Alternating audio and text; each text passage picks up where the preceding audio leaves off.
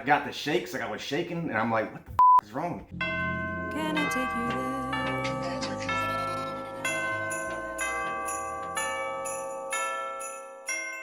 Hey guys, welcome back to the channel.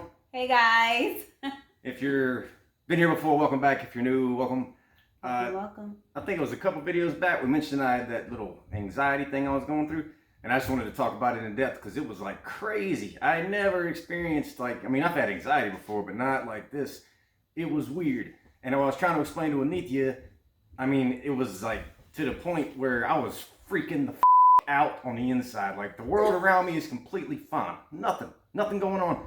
Inside, I'm like, man, it felt like somebody was like squeezing my heart and my lungs. I couldn't breathe, and it was like this tension. Couldn't relax at all. Like I couldn't get any kind of, I could be just laid, I could lay down, anything, nothing would work. And I was freaking out like big time. And I didn't know what was happening, why it was happening. Nothing happened to cause it, it just happened. And it went on about 4 or 5 days, I guess. And I think the worst moment in it was probably when she took me to the VA hospital.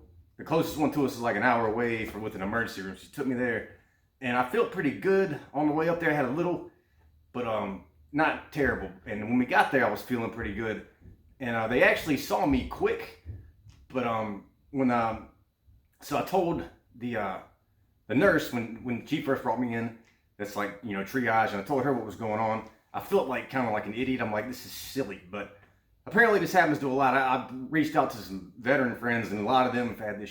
I know you don't have to be a veteran to have anxiety, but this seems to be something that happens to a lot of vets, and I didn't know that. But it was good to hear from them that they have been through it, because it put me at ease. So I didn't feel like an idiot after talking to them. But told her what was happening, and they pretty quickly called me back, and all the rooms were occupied, I guess, for COVID people. So they just had like beds in the hall. So I was just sitting on a bed in the hall and told him what was going on. And he wanted to check to make sure it wasn't like a physical thing. So they gave me an EKG, and that was fine. My heart and all that looked good. And it did, I don't know, for some reason now I started like really freaking the out there at the VA. I'm just like, man, and it gets like weird to a point where you feel like, or I feel like for me, I was gonna like die from this. And I'm like, how am I gonna die? And they just did an EKG, my heart is fine. I'm obviously not gonna die. I'm okay. But and then they took some blood, and then I got the shakes, like I was shaking, and I'm like, what the is wrong with me? And then they finally, the doctor that I saw said that they were gonna give me some medicine. And that it took like 2 hours before they gave me this shot. And that's all it was on. I was like, give me this shot, give me something, dope me the up, man. I need some help. And they gave me the shot. It didn't do. It hurt like a. It didn't help out at all.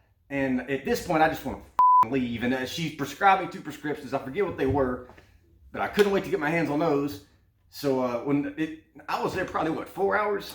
No, honey, we were there probably like 6 hours. 6 hours, a long time. So I couldn't actually come in, so I had to stay in the car or in the truck. So like it's a pretty decent size, and I'm definitely his ride or die, because I was like, I took the kids with me. While we were sitting in the car, I just took all the car seats out and threw them in the back.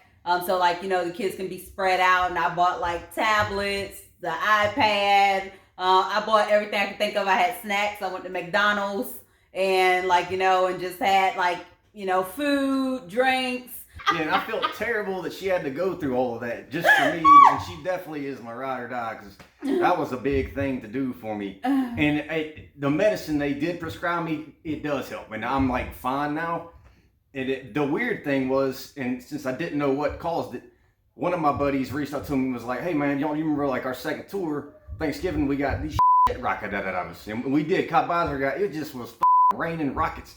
It seemed like for like ever, it just like they wouldn't stop falling. It wasn't unusual. We got rocketed probably, it was on average probably once a week we get with the rockets, but usually it maybe like 10, not, this had to be like 30 or 40 rockets. They just kept boom, boom, boom, boom, boom.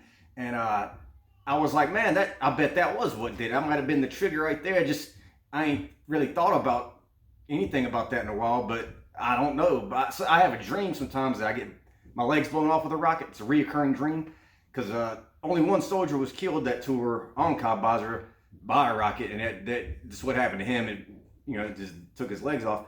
He was asleep in his chew, and it came in and boom, and I was like, and so I think that just is something that's been on my mind, maybe subconsciously, and maybe that just built up to the point I just had these huge anxiety attacks and panic attacks. But I just wanted to share with you guys how it felt and hear from Aneatha and how she dealt with it, because she was great. But thankfully, it is apparently over. I'm back to normal me, not sitting here freaking out on the inside over nothing. But And you guys also seen that Justin cusses like a sailor. I do cuss a lot.